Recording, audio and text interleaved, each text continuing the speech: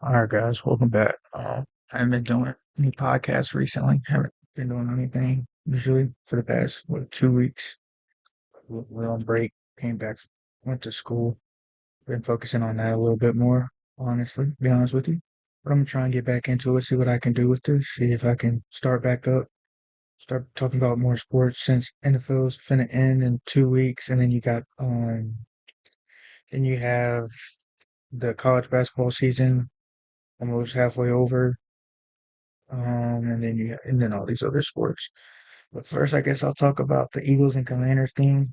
The Eagles ended up dominating the Commanders, and when they ended up dominating the Commanders, I was watching it because the only reason why I was watching it was because I was looking at Janky Rondo as another YouTuber.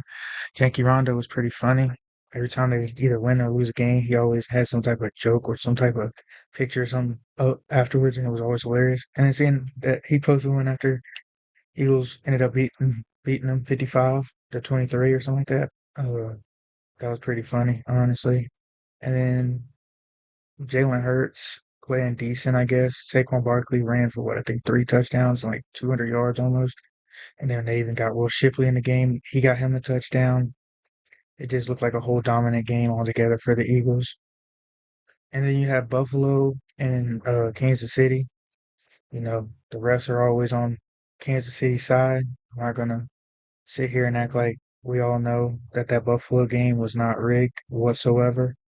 Telling me that Xavier Worthy catches a ball even if the ball is on the ground, that makes no sense at all. And then all these penalties on Patrick Mahomes that aren't even supposed to be penalized or anything, those were all garbage.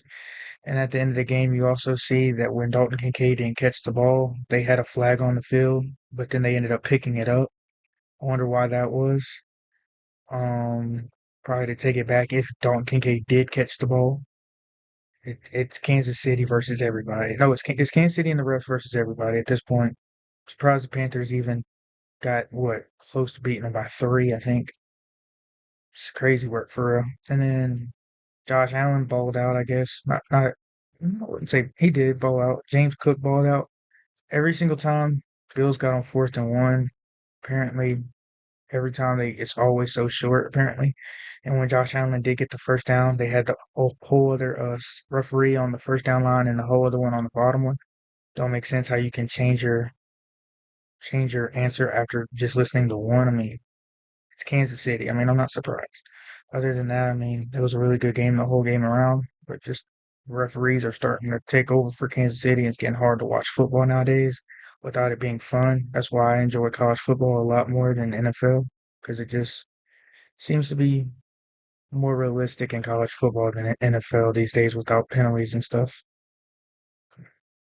And then North Carolina plays Pitt tonight. Honestly, I don't know how I feel about that because the way North Carolina's been playing, RJ Davis hasn't been playing that great. Elliot Cadeau's starting to look like a true point guard. Seth Trimble came back from an injury and he's averaging some pretty good numbers. Jalen Washington got hurt. I'm not sure if he's playing tonight. Probably not. So I mean, I guess Lubin will be coming in for him. Um, Other than that, I don't think North Carolina's going to win that. And then Saturday, North Carolina plays Duke and Cameron. That's going to be probably a blowout for Duke, honestly. I'm a Carolina fan, and I don't even think that North Carolina's going to win. I don't even think they'll score over 60 on Duke. That's the sad part. Even though you've seen NC State drop 60 on them last night, but I don't see North Carolina dropping 60 on them without a true big at our center spot. Um, I don't really know other than that. I guess that's all I know for now. I mean, I could go back, but I'm not going to. I'm gonna keep it present. I guess I could talk about the Hornets a little bit. The Hornets traded Nick Richardson for Josh Okogie and a couple more picks for him. Can't complain about that. LaMelo got hurt last night, twisted his ankle, I think.